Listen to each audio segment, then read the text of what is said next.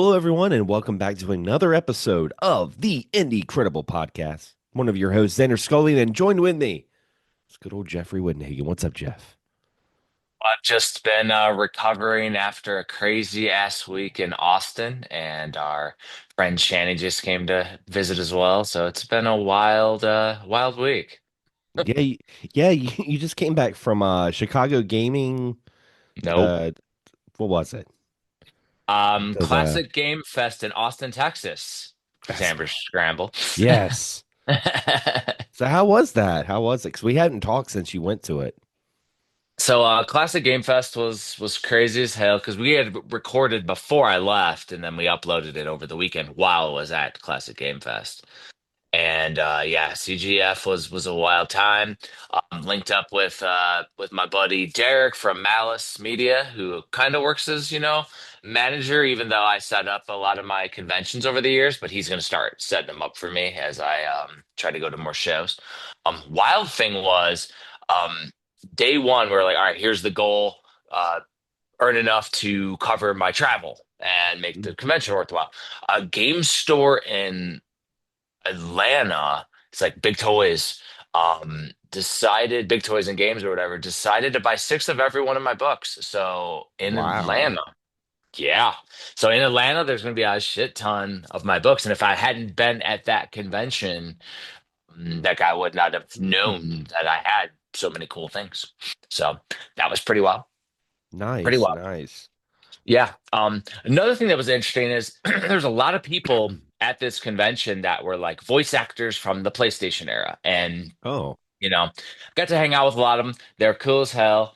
And two of them were like from Silent Hill, which I thought was cool. It was oh. yeah, Michael Guillen and Thessaly Lerner. Michael played Harry, and then Thessaly played the female that's at the end that talks and does all the different, the one that you save in the show. Yeah. You'll see her till the end though for the voice portion. Um, but it was interesting because we hung out with them and all that and talking to them, Silent Hill. And, I was more of a Resident Evil person than Silent Hill. So didn't have the super nostalgia of it.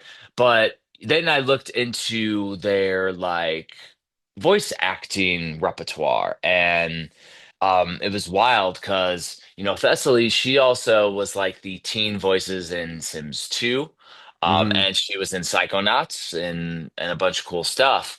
But like Michael, he played Dracula in Symphony of the Night. What?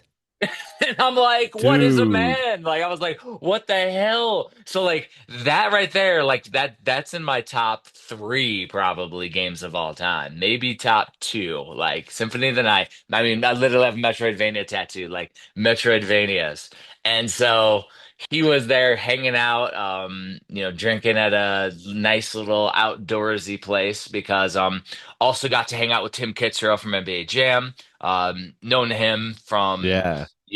for like 10 years now. I've known Tim and we got to hang out and he likes to go live it up at some really high class establishments, like not strip club standard. Get your mind out of the gutter. Like, No, we, okay, all right. we went to some really nice fancy bars and had some really good drinks and stuff. And we're drinking with Michael. So it was really cool as I'm like with Mr. Boom Shakalaka I and was what about is to a say, man. does he say that when he before he I feel like if I was him before I would take a shot, I would say that. It's on fire.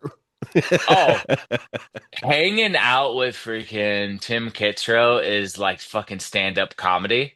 And Yeah. because I'm also from the Midwest, like him and I riff off each other. And we Yeah. were like, so it was funny. So little quick joke that happened, which was funny as shit. So we went to this place called the Hula Hut, which to me, like tiki stuff, pretty freaking cool. We go in there, the atmosphere is cool, whatever. Tim like goes outside, comes in. He didn't even really eat with us because he wanted to go sit outside and outside. He's like, looks like a freaking Chili's in here. That's what he kept saying. And so the next day we go next door and it's like a real fancy place, like upscale, crazy shit in his vibe. And he goes, hey, we're gonna go next door. We're gonna talk to the manager, and we're just gonna go over there and go, "Hey, the service was good here, but I got one recommendation for you. Bulldoze it." And then all the rest of the weekend, we just kept on saying it. And I told my daughter, Bulldoze it. bulldoze it. I got my buddy Tommy out there with a stogie and a bulldozer just ready to knock this shit to the ground. Like it's not like we just kept on riffing back and forth and like him and I just kept on joking. Like him and I we could probably do a comedy tour across That's fucking great. like so he's a stand-up comedian, so he doesn't even need to do the boom shakalaka stuff. But then when he does, it like blows people's minds, and we like Oh yeah. do it to mess with people. Yeah, it's almost like he does. I can see he doesn't want to like overstay it. Just sprinkle it out there every once in a while. Like that's the perk of hanging out with them. Is every once in a while you might hear a little, let's go downtown. Well, and that's a convention. He does it all day. Oh yeah, So, and he I'm has pretty like a sure he little. gets tired of it after a while. Well, Just like okay, yes. boom shakalaka. I don't think he does actually. Well, because like he has a little microphone. It says party machine on it because he's the party machine. But no, the one thing that he says that's very important is that this may not last forever, and he's very honored to be recognized and as a guest at these conventions for Yeah. something he's done. So for him, it's more of an honor piece, and like he's worked in the food service industry and everything on the side for years, and now he's going as a guest and the fact that this actually helps him pay some bills is a cool thing. So I don't think for him it gets old, but I'm sure when he's at home, he's just chilling and not and enjoying the Yeah. scenery and not boom shakalaka all day. Well, I mean that's what I like about these conventions at the end of the day because a lot of these figures from our childhood didn't get the recognition at the time because it was all new back then. 30, Yeah. 35 years ago, it was all new. So to see them, be able to go to these conventions and meet folks like you or whoever that can go up to them and be like, hey, this is a part of my childhood. This is like I want to get this autograph, that's really, really cool. I like that. I really Well, like and that. that's what I like about some of the conventions. And this one was very unique because, again, like the convention in Chicago that you Freudian slip that I went to a couple weeks ago, Mhm. the guys from Activision who run now Audacity Games were there. Mm. But interestingly, is Derek was I brought him and he helped me um at my table and everything. And throughout the weekend, he brought his son. And so instead of going and talking to David Crane and Gary Kitchen and the legends of the 2600, I actually explained to Derek's son, who was with us, why what they do is important and how epic it is in front of them. Oh, that now that's And that's so a I'm like, it's a moment yeah, right there. yeah. And I'm like, hey, so, these guys created Activision, left Atari so that way developers could get credit on video games. And like they stood up, they started talking and telling stories, and like it was Yeah. a really cool way to go about it and Hmm. also those guys probably don't know the historian side of me either because I was just asking about their new games the last time I talked to them in Chicago. So this time it's like, no, I was across from them too, so they saw my whole spread 'cause I had all the books this time at the convention. And I did that. So and then like around the corner, they had some like different guys with Atari 2600 homebrews. And Mm. I'm just like, hey, so tell me about this game. And the guy's telling me about the game, and I'm really realizing very quickly, and it's like some chess game or something, that this guy that I'm talking to did not program the game. Mm. And as I'm talking to him, I just kind of look down and I see him on a piece of paper. And he was one of the programmers, or QA/QC guys, producers, whatever they called it back then, for the Atari Jaguar. Oh And he wow. did like Aliens versus Predator and all the classics. Yeah. And there's like four of them, and they're all around in this little area. And I'm like, nobody's even recognizing that these guys are also part of the history of video games, but of different era.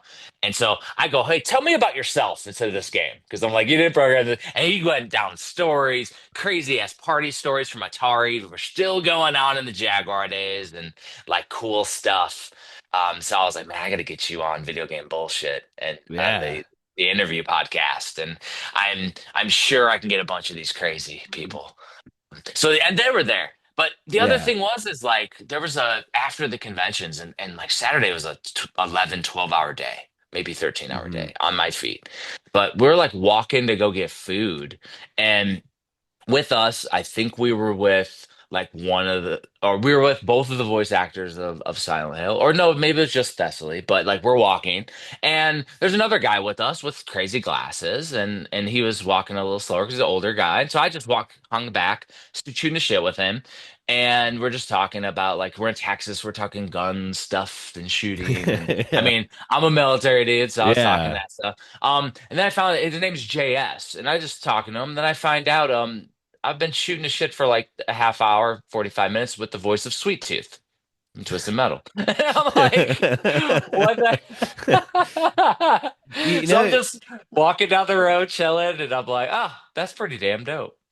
yeah, I've had moments like that though, like going to conventions and meeting a voice actor, and like while waiting in line to meet them, I'd pull up like their little IMBD and stuff. And you were talking about earlier about finding out what other roles they're in. That's when like shit gets crazy. Because The I rabbit hole. yeah, because I've met some voice actors. I'm like, oh, they do a voice for like Attack on Titan, for example. But it's like, no, but they also did voice for this, that, and the other. I'm like, and it's like the more I stood in line and like learned about what they did, it's like the more not I don't want to say nervous, but more like anticipated I was getting. I was just like, oh man, this is crazy. But yeah, Yeah, and I mean, and the voice actor stories were crazy. The other Mhm. thing that I realized, and this was talking to artists at the convention, including 2 weeks ago, and then this time, I brought my art with, and people were going crazy with it. Like the quality, and the personal touch and detail that I put into them. Apparently, it was something that nobody has seen at that level on Yeah, wood because people do canvas paint. I know Adam and a few people that do yeah, canvas, and it's cool as shit. But I do it on wood in a different way and do some like laser cutting of it or different aspects. But my canvas, the punch out one, was like bringing eyes to the table like the whole time. I put make yeah, offer on, and people were offering hundreds, and I was like, I'm good, and so I didn't want to sell it, so yeah. they didn't give me an offer I couldn't refuse. Um, and I do have the collab that I'm working on. I actually painted the Oh, first one from the collab. So I'm doing a collab with Thrilla Crew, which are the guys that did TNC Surf Designs. They did the art and they continue and they own the IP, the intellectual property for the characters. And so I'm working on, I've shown off the Wave Warrior before. This is Thrilla though, and I'm doing just to preface, this is the NES sprites, but I'm doing Thrilla Crew colors, and I'm only doing 10 of these that are going to be on their website in the fall. And I'm doing 10 Thrillas, 10 Wave Warriors, 10 of Joe Cool, who's the other skateboarder on it. yeah. Um, Tack, who is the guy who one of the artists, he did not like the cat because he said it looks like a damn bear. So we're gonna do a different cool cat that's more in line with the new art. And they Mhm. sent me Alien. There's an alien, and there's Otis is his name, and Primal or Primate Pete. And so Mhm. he's like a skateboarding like caveman. And Nice. they sent me the sprites of them, but they were like so detailed that I would have to make it either huge or it's like pinpoint pixels. So we're working it. But this is the first one, so you get to see it here live on the Incredible. Here is Thrilla.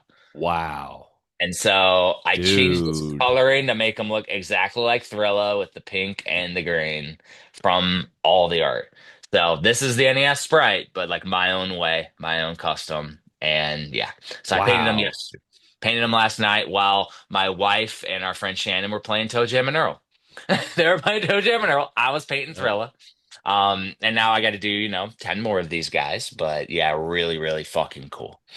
yeah, and that, Really and cool. I think that's what may have like really caught the eye of the folks at the convention is that you make these, but they're all like individually painted. So they're not one is going to be exactly the same. They're all going to be like a little different. Well, and That's you can see wild. like the and obviously on the apps and YouTube it'd be a little blurrier, but like I literally go and do all the cornering and the inking and everything Yeah, it's a lot of detail. with paint with paint. So yeah, it's a fun thing, but like it was like people were excited as hell. And I still kept these smaller guys like affordable. Like these guys would be like 20. $20 or $40. Probably these guys be like 20. But like they're thick too. They're not thin. They're awesome. And I put a magnet on the back. Oh, So I'm nice. gonna Yeah. so that way you can put it on fridge or on something. Um, but before I get sidetracked with Austin Mari, I did do buy some cool shit at the convention. Oh, yeah. Um, yeah, so I got a few pickups. Just I only brought a few of them because I got a bunch of crazy shit. But there was one thing I don't have here because it's heavy as fuck. It's upstairs. It is a giant Super Mario Brothers OG sign. Ooh. Reason why reason why I didn't, and it's metal. It's fucking like 10 Ooh. pounds. But the reason why I didn't bring it was the guys who sold it, they told me, oh yeah, it's from back in the day. And I'm like, oh cool, like $200. Not a bad price. Um, it was definitely not licensed when I looked at it. Uh, So some guys apparently authorized to do reproductions and not reproductions, but make his own signs. He was an authorized Nintendo repair site. And so yeah. the World Nintendo sign he had, it was like not lined up and shit. So I was like, man, it Mm. doesn't. But the Super Mario one, doesn't exist anywhere. It's not a reproduction. It's a unique art piece off of some of the arcade Super Mario Brothers art and Oh, original yeah. Super Mario Brothers stuff. So it's cute. It's huge. So it was a cool little thing, but I didn't bring it. So there's only one game at the show that I picked up that that I picked up on the show floor that was not like by a creator, but it was from a year prior. It's this. This is an indie game. Attack of the Petsky Robots. Oh, I like the art. Yeah, and so this is for the Sega Genesis. It has an isometric 3D aspect to it. It was made by David Murray, the 8-bit guy. Um, and it was released in 2022. And so this is a really cool one, and it's in like the cardboard boxes. So there's like the little cardboard boxes Oh, that it's in. I like that it does that. It's a Yeah. reusable cardboard box. It's not like the old Genesis ones where it's just pain in the Yeah. ass to open and close. There were a few like this for the Genesis. I think Double Mm. Dragon was released like that. So that was a Yeah. cool one that I found, but it was a Genesis homebrew. Um, there was a guy there that does really cool Turbo Graphics aftermarket customs, Mm. and it's Guinea Pig Games. And the guy's cool as shit. He did the awesome Splatterhouse thing that I got. He did some other stuff that like the Splatterhouse has like a machete cart holder and it's like bloody and all that shit. But him and his wife had some custom turbo stuff. Like check this sign out. And so this sign right Wow. here. Now this is a light up sign. So you put this on a light thing and it glows. And so Oh, I have a nice. glowing TurboGrafx 16 sign. It has like little purposeful like detail to it. They have that. They had a couple other like little like spinny stuff. But he also gave me a copy of this. This is a hue card, gold. And this right here lights up when you put it in the TurboGrafx 16. It had lights in it. Oh, And so wow. it's the first ever light up hue card. And so this is something that maybe aftermarket developers with new games on a turbo can like take advantage of Oh, and man. have a really cool thing. Could you imagine like a freaking Rondo of Blood like that? Oh my God. It'd be Dude. amazing. It'd be Oh, amazing.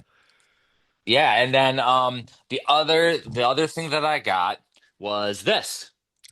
I heard some of the vinyl and I'm like, yo, Bat Boy, that's one of my favorite little indie games right there. Exactly. And the interesting thing is, this is signed Ooh. because the guys who published it were there at the convention. So they are the same guys that do the GameCube Eon, the little HD GameCube, and now they have a Wii version. They just plug it in and do HDMI outputs. But they're there and they're like, "Hey, we published this," and I'm like, "Well, shit, I'll only buy it if you guys sign it." And so they signed it. It's a double discer too, so this is really cool. Great Obviously, soundtrack. that boy has such a freaking good soundtrack. It's cool to spin. It's also surreal to hear 8-bit stuff on a vinyl that's rich. It's like hilarious. That's one of the things that I've like almost wanted to go down the rabbit hole of is getting like video game soundtrack on records because yeah, Yeah. there is something a little different about the analog, sound and hearing like 8-bit. I mean, it sounds great. Yeah, and then I had something come in the mail yesterday that I wasn't expecting. It's a indie game, and it was my Kickstarter version of Demon Claw on the Sega Ooh, Genesis.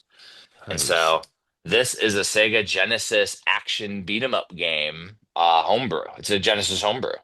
But I had backed it on Kickstarter. It got forwarded to my house. So I got the Kickstarter edition of Damon Claw. Looks like one of the most beautiful homebrew games that's come out recently. Like that game and ZPF are like my two most anticipated.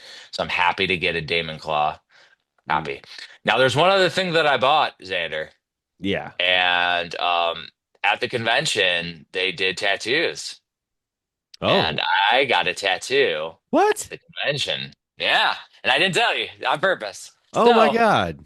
first and foremost, I got my flame whip redone with more red. So Oh now it's wow. detailed as shit. So It the flame whip. is. I got so this right here is Valhalla, and this was a tribute to Kyle, John, and I, and all three of us had this. Yeah. Obviously, Kyle and John both passed away, but every year before Midwest Gaming Classic, Kyle and I would play Double Dragon 2, and we would set the world record for two player. So I got the Mysterious Warrior tattooed at Oh the convention.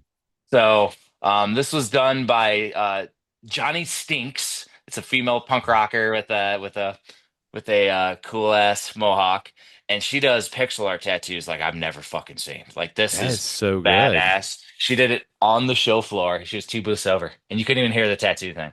And so yeah, I got a That is tattoo wild. the convention. And it's Double Dragon 2, Mysterious Warrior. And I had the pixel of him doing the attack, but I'm like, I'm doing where he's getting unveiled. This is the first time he appears on the screen. And the thing Yeah. throws the tape up, and then you fight him. That is And so so cool. yeah, that was the first addition to the tribute tattoo, which I think it's peeling like Wow. a motherfucker right now. It is. Yeah, I've never heard of like conventions having tattoo parlors. That's badass though. I think I saw like a year or two ago, like Riggs was getting tattoos at conventions. Like every time you go That's to so one, you get cool. it. So, but like she was like cool as hell though, because she took the my art thing and she hand did all the pixel art at home that night before she did the tattoo on Sunday. And so Wow. it's fucking crazy. Like she showed me, she did a time lapse of her building the tattoo. So I was like, that's fucking dope. But yeah, man, that was like Classic Game Fest was crazy. Like you can go to a convention and make it your own and have a fucking good time. That's Yeah. just what these things are. And I don't think I'm going to any other any other tattoos, any other conventions. I might go to Portland, but that really all depends on how the stars align because, you know, it's I'm consuming and I starting work this week. So, Yeah. yeah, Well, jumping into some games, yeah. I was seeing on the show notes that you had gotten a press kit demo for a really interesting top-down shooter. I was looking at some of the B-roll. The Sovietborgs. Yeah. So I don't know if you played it because I think I forwarded it to you as well. Mm, But we both had the demo. Yeah, it's called Sovietborgs, and essentially it is a Kickstarter that they have going on. I think it's Indiegogo actually, mm. and it's on the Sega Genesis, the Sega Dreamcast, and the Neo Geo, and And it's also going to be on MS-DOS. MS DOS. And I played it, and it was pretty interesting and fun to play. It's like a top down, almost a little bit of a, not really isometric, but like a top down gameplay that reminds me a lot of like Gauntlet and stuff. And they said like Chaos Mm, Engine as well, because it has mm, that, pixelated 16-bit advanced, almost a 32-bit graphical style. But there's like pre-rendered visuals. mm, And so some of the techniques that were used in Donkey Kong Country, basically, where they're like taking pictures of stuff to do it in high definition, is what they use for the graphical aesthetics. The soundtrack reminds me a lot of the Urban Strike and classic different games of the era back in the day. And there's some crazy ass shoot 'em up style bonus stages that I did not get to, Mm. but I know that the developer wanted me to mention that, as well as giant ass boss fights. And so the interesting thing is though, you're walking with like a few characters as you go. So Yeah. it's really reminiscent to me of Gauntlet, because you're like going through, and then like as you progress through the level, because the levels are a little more open than Gauntlet, because Gauntlet you're like in dungeons and in confined Hmm. spaces. This is a little open, and then there'll be like a thing that like shoots out, or like all the guys materialize out of, and you shoot it and destroy them, and try not to get hit. And then you have two other characters that allow you to have extra shots, which I think is interesting. Yeah. Yeah, it to me it looked like a very like later 16-bit game, like something that would have came out for the Super Nintendo towards like the tail end, like the Donkey Kong or this other game, Doom Troopers that came out back then that Yeah. had that kind of pre-rendered look.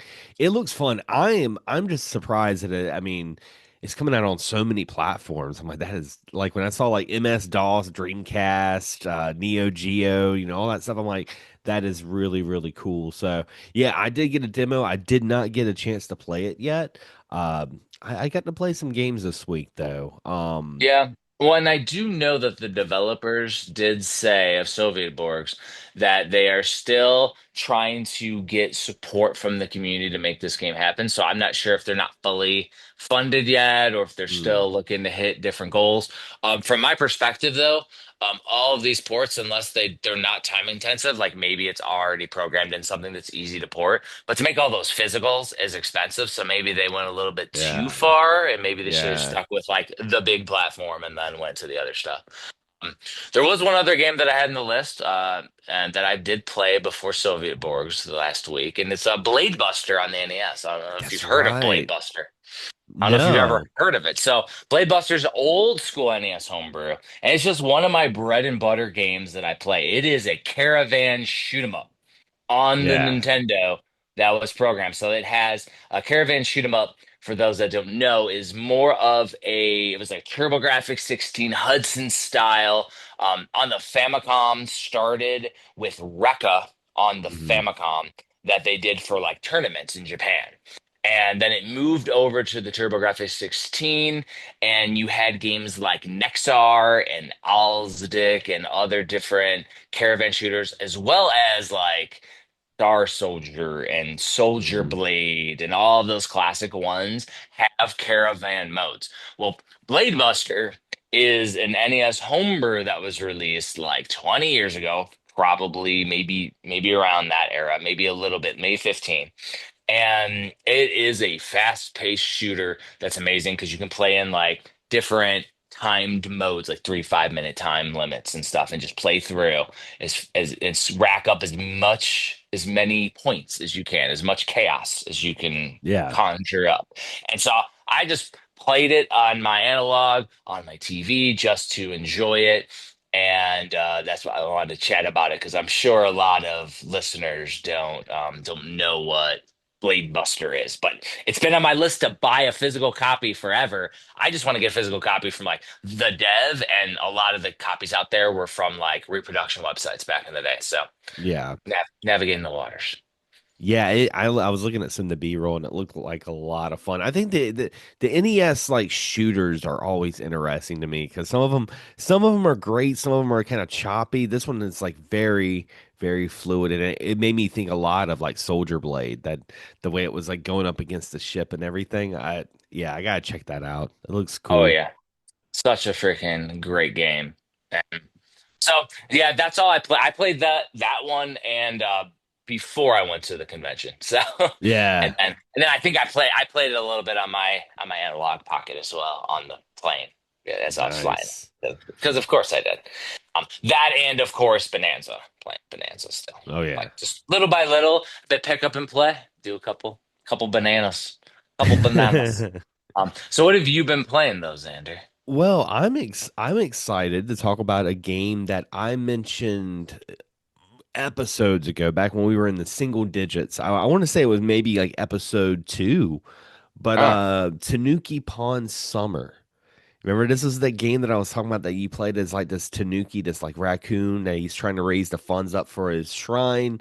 So he picks up a delivery job. He has a BMX bike. And, I remember seeing the trailer on Instagram, and I was like, man, this is going to be so cool. Well, they finally released the demo. I got notified on Steam. They were like, yeah, we got the demo out. I downloaded it, and is not what I was expecting, but I still really like it.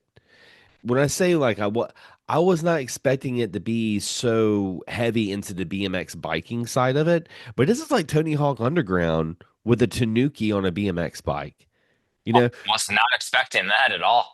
it is so cool because it was like you get your delivery. So you have to go to the every mission you start by going to the delivery place and the guy like gives you a list of what you need to deliver. And what's interesting is the ones that when you pick the packages, you have to put them in the basket almost like a puzzle. Like if you can increase the amount of packages in one run, like you do better. So you're trying to figure out the puzzle to get how many packs of like letters and boxes can you get in this delivery box. So then you go to, Joe Schmo, whoever you're delivering to. But when you deliver it to him, that's when it becomes a mini game. And so like I went to deliver some like package to like a bartender. All of a sudden we're like talking and he's like teaching me how to pour like the perfect pint. And that's a mini game right there. Is pouring the perfect pint. Or like a sumo wrestler. He shows you how to be a sumo wrestler or baseball. But at the same time, if you don't want to do any of that, if you just want to ride your BMX bike and do all the tricks you want, the town is like it's like Tony Hawk, where there's like inconspicuous rails like from building to building. Like, why is there a rail there for me to grind on it? So I mean, it's a really cool game. I don't know if it's avail. I know it's going to be available on other platforms like consoles like Switch and PS5. I downloaded the demo on Steam, and I think that the demo is only on Steam right now. So I played that. I didn't get to update the show notes, but I played a little bit of Shinobi, um, the demo for that that's coming out in Nice. September. Really fun. I haven't really got to dive too far into it, but I love the art style and it plays a lot like classic Shinobi, like Shinobi Yeah. 3. You Well, and know, it's wild when we get into the world where we have Ninja Gaiden Rangebound, and then we have the new Shinobi game at the same time. And Ninja Gaiden stays with the pixelated roots, and then Shinobi goes to the same, and it's actually the same people that released Streets of Rage 4. So ah, it's that same amazing graphical style. And what I like is that they use tons and tons of animation, so it doesn't feel like because when you see that and then the characters move blocky, it gives it a cheap feel. No, no, this shit's super, yeah. super well done. Like it's amazing.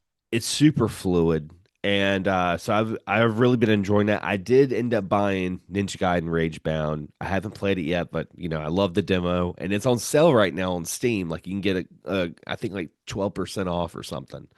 Nice. So that and I did play Gun King. That was the game that was sent to us from the developers we talked about in the last episode, and a lot of fun, a lot of fun. I mean, it's nice playing something that I feel like it has the potential to rival something like Vampire Survivors.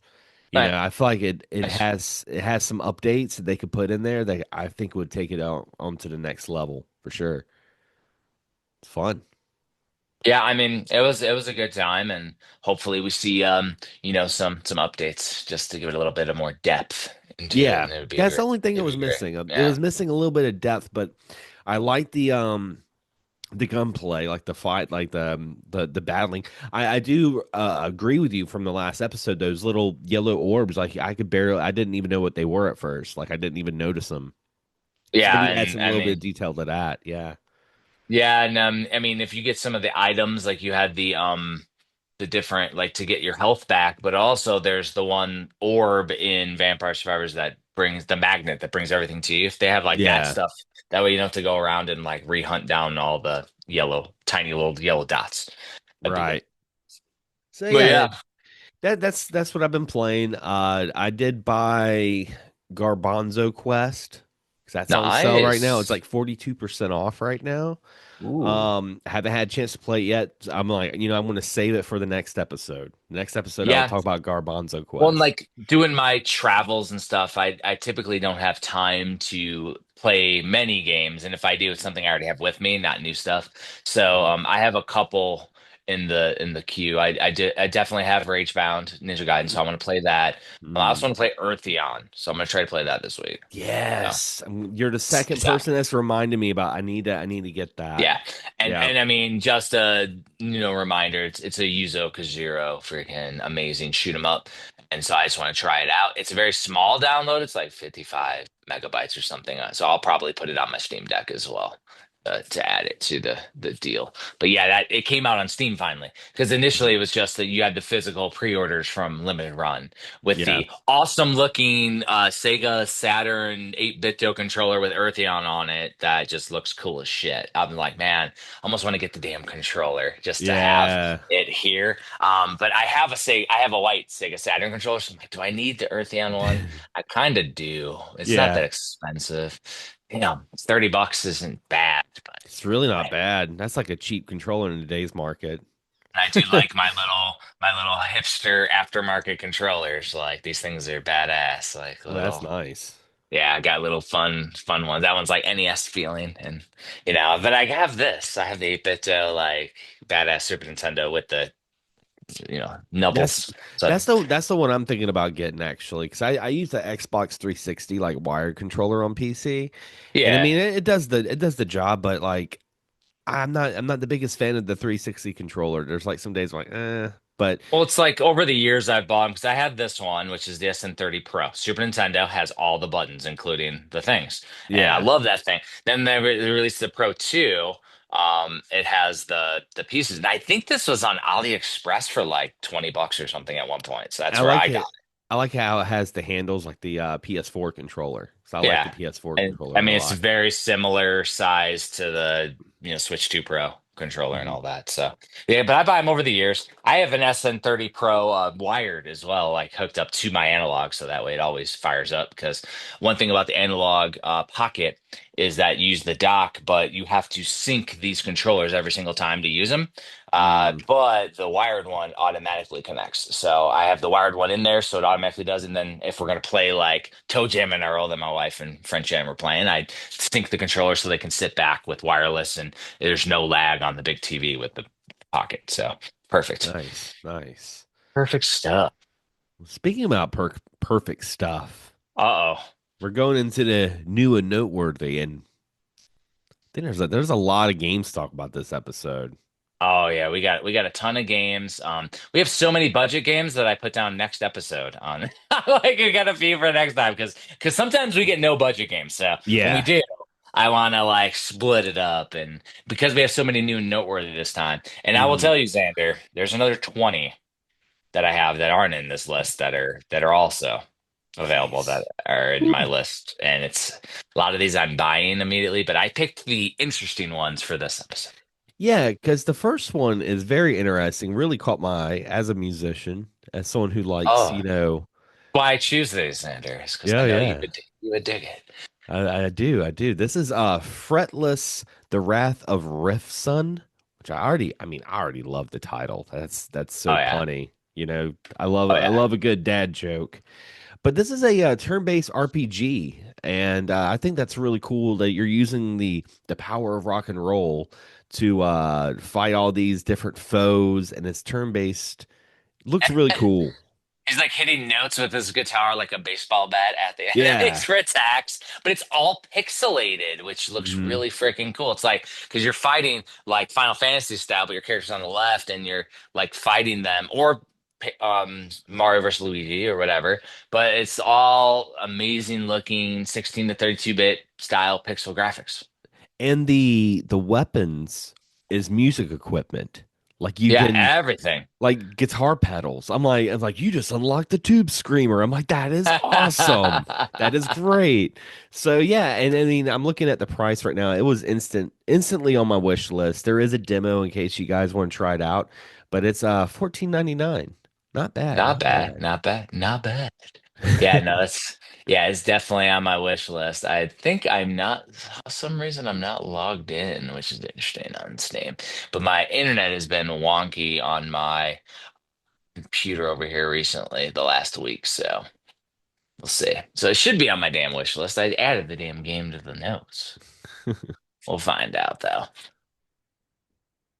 Yeah, and this one right here is a hyperactive 2D action platformer with wicked fast attacks. This is Advert Neon, another game instantly on the wish list, and another game that's also got a demo out. Uh, I really like this one. It's a nice. It looks like a good like 2D platformer. Kind of makes you think of Freedom Fighters in some Yeah. aspects. You know, got that kind of Sonic vibe to it. Oh, for sure. Yeah. I mean, that was the thing is like some of these games, like they have that 3D action and looks like a badass, like styled, like tribute almost. Hmm. Yeah, Yeah. it's let's see. It's a little bit more expensive compared to Riffson, the Wrath of Riffson. This is a $20 game. It's 19.99.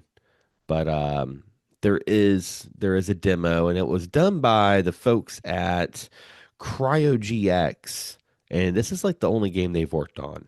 So, Really? mm, Very interesting. Cryo GX. yet they published and developed. It came out on the 18th of July, so it's a pretty new game. Okay. So it's newer, but it's yeah, it just looks like a fun one. How much was the game? It's a 1999. So $20. It's on my wish list. Definitely gonna wait for the sale portion, just because there's so many freaking games out there, Yeah. honestly. But yeah, of course I'm trying to get my internet to work so I can follow, like give more descriptions a little bit. But right now it's running like a damn snail, because of course it is while we're recording, Xander. Oh yeah, that's how it works. But it's all good. So But yeah, this I was I want to be very descriptive to help you out as well, Jeff, with this one uh, right here. This Memori, Mem- Memori or Memori. Memori. I don't know. Yeah. Yeah, who knows? Who's to say? This was an interesting game because man, so many spikes. This kind of it's like one of those puzzle challenging platformer kind of games like Celeste almost. Um Yeah. I have a love and hate relationship with these kind of games. Like these games here, like I like them, but I am not the best at them, and I'll get super mad after a while. But Well, I think with this one too is like the graphics just look beautiful. oh yeah, it's really got like this like looks like he's just like in another like realm, like it's an underworld or something. It's really cool. Yeah. Yeah, and it's like I think it's also to do with the memories of the character, something like that. Mm. Yeah. Trying to do it off of memory, man. Yeah, I have no you're access. using your Memori. I'm That's what using you're my Memori, Mr. Xander dad joke going in. But yeah, looking at the price, it's in early access. It's currently 34% off. The Okay. offer the offer ends on August 11th, but it's normally a $15 game. It's on sale for a little bit more than $9, like $9.89, depending on where you Yeah. are with tax. One thing to really note about this game, I'm looking at some of the screenshots, is there's like a really crazy looking dash, like kind of like you turn into an orb of like energy, like It's like ectoplasm. warps. Yeah, it's It's like almost like warps everywhere. yeah, it's like almost like you're turning into ectoplasm. And you're going through all these different point A to point B through the maze. Yeah, this game looks pretty cool. The more I look at it, I'm like, man, this is wild. I feel like this is a game that you would be dying many times. It's like Celeste meets Portal. That's a great way to Well, describe it. and one of the things that you notice from screenshots is tons and tons of spikes everywhere. Yeah, there are Be so many prepared. spikes. I did get some screenshots to load for pictures. I just can't get Steam to load. It, Ah, it is what it is. But yeah, like the memory looks like a badass game, and so it's not too expensive, right? So mm. Yeah, yeah, and it's on sale right now, so what is folks it want like to try 30, it. 33% down? Like sale. Yeah, Now this one right here, man. This Oh was yeah. this was instantly on my wish list.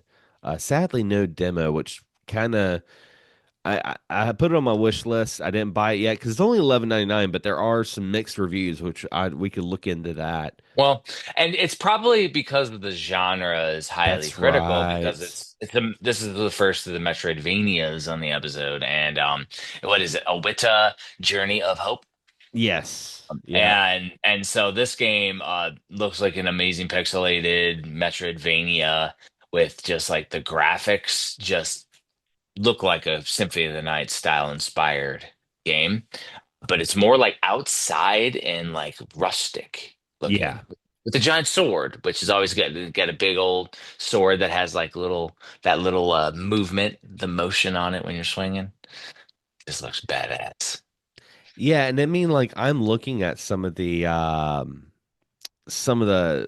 thumbs downs or some of the feedback, the negative feedback, and it all seems like from what I'm looking at it, it really kind of mirrors what you were saying about how like people are super critical when it comes to Metroidvania. Yeah, and it's very unfortunate too because thumbs downs can hurt an indie game, especially Yeah. when there's like, 30,000 games a year, like we talked about last year. It'll be interesting to see how many there are this year, Xander. But people being overly critical when they're not overly critical or other games aren't getting that type of criticism means that other games are going to stand out. Oh, this game has all positives, as we're talking about in the podcast, when in reality, this game could be at the same level, if not more polished, or be a much deeper game because Metroidvanias are super complex. So it Yeah. requires a lot versus an arcade game or something else. Yeah, because I was looking at some of the downvotes and some people were like, "Oh, you don't really I don't like the fact that you can't level up." I'm like, "Okay, well, don't thumbs it down, man." Like you're saying like it hurts after a while. Well, in Uh Metroidvanias, you don't typically level up in all of them. Like it's mhm. only when they add the RPG aspects to it that you traditionally level up. I mean, like there's some that you do and there's some that you don't. Mm. And this one they may use, and I think this is what they do, but they may use equipment upgrades. You're leveling up, so you get stronger through finding more equipments and items. Yeah, and I think it all depends on the gamer too, especially with Metroidvania, because I know like I saw the trailer and I'm like, man, this looks awesome. But you have someone that it's like all they do is play Metroidvanias, like that's their enjoyment. They will look at it and be like, oh, that's kind of bare bones. It's kind of a bare bones Metroidvania. It's like looks Not good to me. really. Looks good to Not me. really. Yeah. It looks like an amazing game. It's indie. I mean, this developer, who's the developer and have they worked on anything else? Let's That's the other see. question. Because if it's like a big AAA or developer or something, then okay, I'll be critical. But if No, it's like, they've only done one other game. The developers Ant Game Projects, okay, and the other game they worked on was called Cold Way, and it looks like a 2D platformer, uh, kind of mobile looking, but charming. You know. So I mean, they hadn't done too much, oh but yeah, like yeah, Cold Way looks it's a $3 game. very cartoony. Yeah, so I mean, so that's a huge evolution for this developer too. Then That's true. the That's true. case. Yeah, so that's the thing though, is that like people in the Metroidvania, genre, that those fans are very picky. They like what they like. And the problem is that Metroidvania, because I'm doing the book series on it, is a very convoluted thing. And so there are multiple different pieces. They try to do different stuff that's abnormal or unconventional in there, and they get criticized for it. Or, I want developers to be comfortable taking a chance and also Yeah. like doing something amazing like this game, the Awita game. It's freaking cool as shit looking.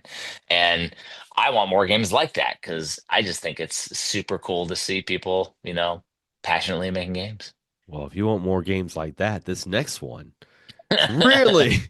You left that open for me, man. You left that open. But Undivided is a dark Metroidvania with RPG elements. Undivided challenge you to explore and battle and uncover secrets in an intertwined world. Looks like you can customize your abilities, wield unique weapons, and dive into deep lore filled with mystery. This game does have a demo. It's only $9. Uh, Mhm. this looks really cool. It has a very blocky art style, like very pixelated, you Well, know? it's like you would almost assume it's NES style, but it's actually like the characters have like no features at all. So like the character's head's like a block. Yeah. And so it's super, super minimalist, almost Game Boy style, Game Boy Color style, where it's like Hmm. meant to be on like a smaller screen. But the interesting thing with these graphics, and this for me is hit or miss. I haven't played it yet, but it's hit or miss is when something's overly dark, I tend to get lost easier.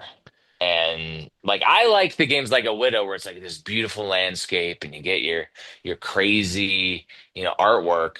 When you jump into this, it has to hook me in. Yeah. That's my main thing about Undivine that I am, it's Songs Beyond the Chasm is the OST for this, by the way. But it's just one of those where I got to go in and be a little cautious. But on the other side, for $10 for Metroidvania, that is not bad at all. Yeah, it was developed by Winnedow. Win a dough. Yeah, and they haven't done anything prior to Undivided. Now the publisher Undivine Xander Scramble. Undivine, and yes. Undivine. So yeah, this is all kind of new, you know. It came out back in May, and it's got a very positive look on Steam. It's because you can level up, Xander. You can level Yeah, up yeah. in the game. Yeah, 10 out of 10 can level up, count me in. Level up once. I mean, people love their RPG mechanics in games, so it's Yeah. not a surprise. Oh yeah. But yeah, I mean this looks like a lot of fun, and I definitely add it to my wish list.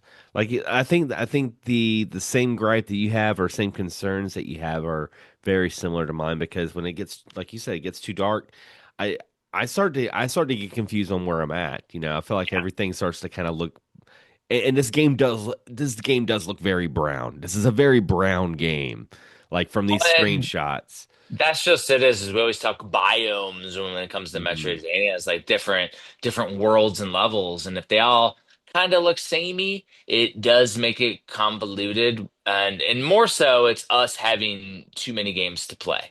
And so, Yeah. if this was our only game, we could absolutely learn all the different mechanics. Any of these games, we could learn Oh all the yeah. different nuances. But we're trying to get hooked in, having a backlog of thousands of games.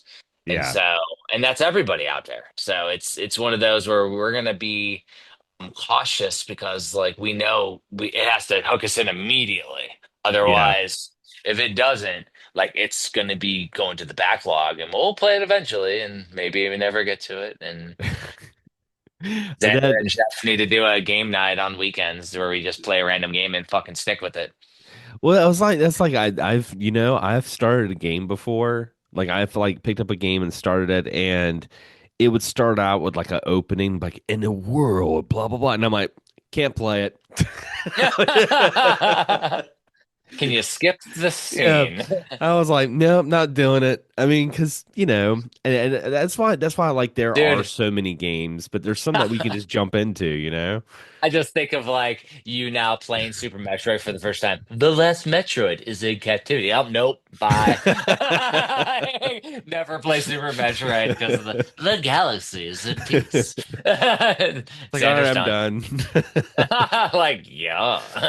And then I turn around and play like a game like something from the Yakuza where it's like 2 hours before we even start playing an actual video game. Well, and that's why we get burnt out on it is they've abused our trust. Game Yes. developers. Don't abuse us.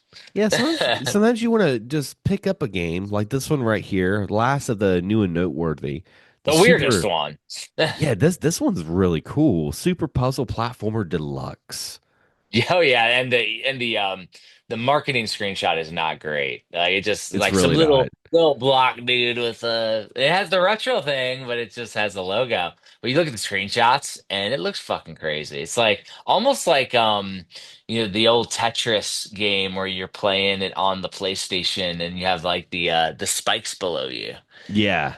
And it's like where you're Indiana Jones Tetris, and it's like that, but you're platforming on blocks, Yeah, doing crazy shit. it's really cool. And yeah, the art, if someone was just to show me the picture, the art picture, it just looks like a mobile game, like Super Puzzle Yeah. Platformer Deluxe, and it's got a little blocky guy. But like, dude, there's an actual overworld in this game. There's And like the a overworld looks like Yoshi's Island almost. Yeah, there's like It's a like whole overworld. the And like really well done game. The graphics are more pixelated, not that weird looking art that's on the main key art. So it's like it yeah, shows to me though, like with indie games, bad key art or a drastic change in a key art can skew your opinion. Luckily, I don't go single level. I'm looking at the games. I actually look at screenshots too. And I'm like, oh, wait, what's this screenshot? And then I dig into it. And I'm like, all right, this is worth adding and talking about in the podcast because yeah, for me, but if I just looked at that artwork on Steam, because all you see is the artwork when you're scrolling through new games, I would have skipped it immediately. yeah. Like, too easy. But like, Mhm. because I'm researching it for the episode, I'm like, oh no, this is a little gem, little fucking crazy looking thing, and it's almost like single screen platform. And there's two players. Yep. And it's only 7.99. There Nice. there isn't a demo, sadly, but I mean, When was it released? let me see. It was released on wow, it was released 2013. That's why I wanted to bring it onto the episode. This is a 12-year Wow. old game we've never heard of. 12 years. Wow. And it has went under the radar. And again, it could simply be just because of the key art that we haven't seen. Because I've never heard anybody talk about it in the last Mm-mm. 10 plus years. And I've been playing indie games forever. And it's like, so that's why it's noteworthy. It's new and noteworthy. Like, this is a noteworthy game that's like, where the hell has this game been? It's not been ported anywhere crazy. And if it has, it's went under the radar. And those, if it's on Switch, it's went under the radar. Um, it's wild. Dude, that's the mind blowing part and why I added it at the end here because it's like, Xander, when was it released? Oh yeah, 12 freaking years ago. Wow. Like I was looking at the about the game, and apparently it was developed by Andrew Morrish and Adult Swim Games. Um, Yeah. but you go on it, and then it's like, yeah, they didn't really do too much afterwards. The Andrew No, and it Morrish. and it goes under the radar. The problem with new YouTube and covering new video games and the new review models is that it's fire and forget. I've never heard anybody but us talk about Bonanza now in weeks. Yeah, And no it's one freaking talks about it now. game of the year, best thing ever, the newest Mario, and nobody's talking about it again. And Yeah, it's moving on to the next thing, and it's freaking crazy. And I mean, the Nintendo Direct came out. I was very underwhelmed. yeah, Very underwhelmed for the Nintendo. It was the partner showcase, and it wasn't really indie games at all. It was more like massive third. And there was some cool shit in there, of yeah, course, like some cool like Capcom and stuff like that, and Square games and things. But on the other side, I was like, man, there wasn't anything out there that was like, I would take this as a publisher and sign it for a physical. Like it yeah, was like, I mean, Octopath's already getting one, the little prequel thing. That's cool, but. yeah. Like that's where I'm like, this stuff here goes under the radar because it just doesn't get focused on. Yeah, and I mean, I've been really enjoying, Steam and checking out some of the games, and I've like found so many games that it's almost like my gaming world is in two different realms. You got what's going on right now with Switch 2, Bonanza, all that stuff, and then I have my like little indie corner where I do stuff with the podcast, and it's nice. It's almost like listening to underground music. Like you have your radio. You have your good radio rock stations, then you have your underground punk bands, and that's kind of what we're doing with the Indie Credibles. And I really enjoy it because, yeah, I would have never known about this game. Would have never known about it. I would have skipped it. Oh, now we've, talked about it here on the podcast. It'll be on the episode as well as, those that follow along and listen. every week, get a really cool game to check out. And what better way to talk about games than going into our budget? Oh yeah, Uh, there's a lot of budgets, but we're only going to cover. I'm probably what cover those first two. the first two. Yeah, because there's going to be some for the next episode. But Oh this yeah, one, Thorn Demon Hunter, going into more Metroidvania. Man, this one looks kind of cool. I like this one. This one's it came out in 2022. It looks like yeah, 2022. How much was it on the sale? I think it was dollar 99, something like it's that. 80. Yeah, it's 80% off. 80% off, which is still at the time of this recording. The graphics, again, you have another game that has that Symphony of the Night tribute with some big bosses and things. Hmm.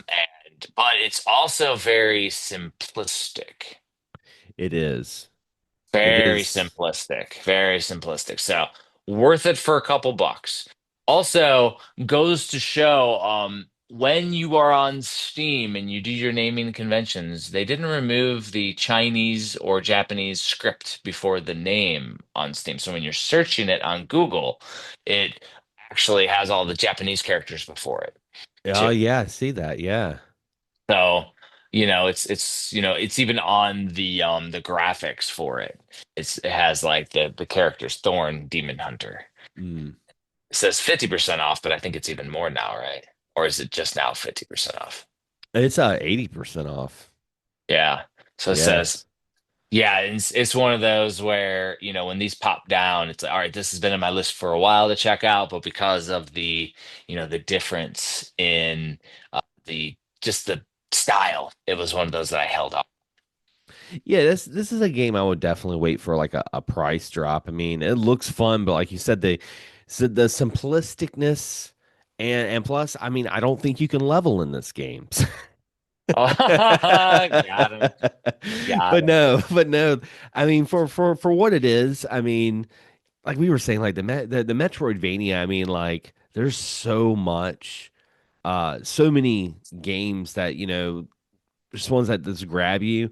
This one, the what grabs me is the price tag. The price tag grabs me more than anything else. Oh But the yeah. gameplay could be a lot of fun. You know? Well, and for a dollar, $2, because everything in our budget section is under $2, it's worth checking out. And so Yeah. that's where like this is stuff that's already in our lists, in a wish list, and it's under $2. And there was a huge sale last week, so that's why the list grew significantly. And I was like safe because we already talked about a ton in the new and noteworthy. So And the last one, which is another Metroidvania. fucking crazy one. This is an instant buy right here. I already bought this game because it's sixty Yeah. percent off right now. It's $1.99, but it is West Wild Corpse.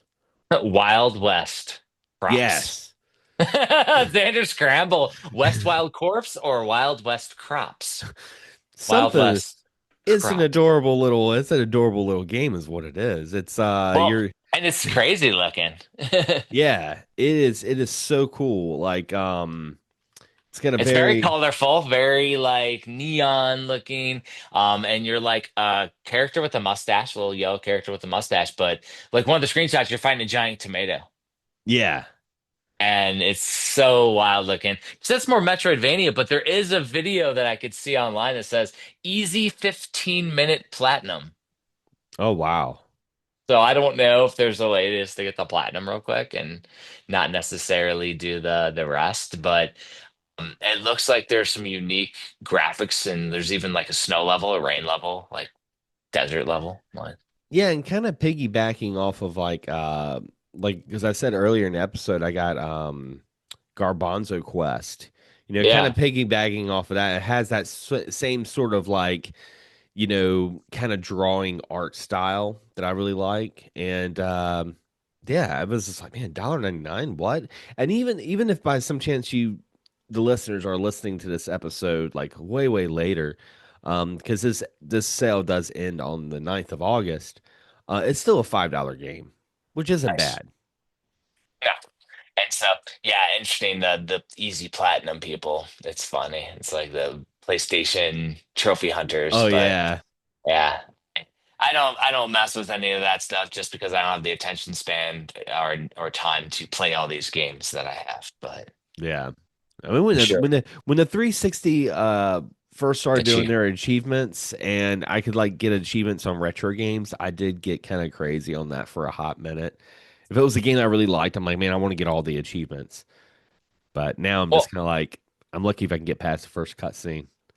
well, and there's the thing is the website Retro Achievements Hmm. is a thing that plays with Nintendo, Super Nintendo, Sega Genesis, and you can link it to your Steam Deck or other consoles like your mini PC, where you can Hmm. link it through the program, like that one program we had talked about on a previous episode that has all the emulation that you can use. It is Hmm. called RetroBat. If you look on my desktop, RetroBat, and RetroBat integrates retro Nice. achievements. And so when you're playing the game, you can get achievements for playing Super Mario Brothers or whatever. That's And so, cool. yeah, and that's a website. I've had that website forever. I don't do it because, again, don't have the time to really do the Yeah. things. But it is a cool ass thing to just give a little more depth to what we're doing. And, speaking of a little more depth, Xander, we probably need to figure out when we're going to play some co-op games. Yes. And what co-op games to play? I mean, we got so many to choose from right now. Yeah, and so It's a I think we lot. just gotta pick something and just go with it and fucking enjoy it, and we'll play it until we don't play So we just stop it. playing. I think we just got to do it on a weekend after you get done with work, or if you have the day off, whatever. We just fucking stream it Yeah. and I'll jump on and we'll fucking play. I'll get it on the PC on Steam and we'll cross play. Dude, that'd be the best way to do it. And it'd be fun. It'd be fun to kind of like I always like the picture doing like an indie credibles like first impressions, like us play a game and kind of talk about it. I think that'd be kind of cool too. Cause and that's kind of what we do on this podcast. I watch some of the B-roll to edit the episodes and you do your research, but a lot of the like say the games on the new and noteworthy, a lot of it's just us going off of like how does it attract us? Like back in the day when you would Exactly.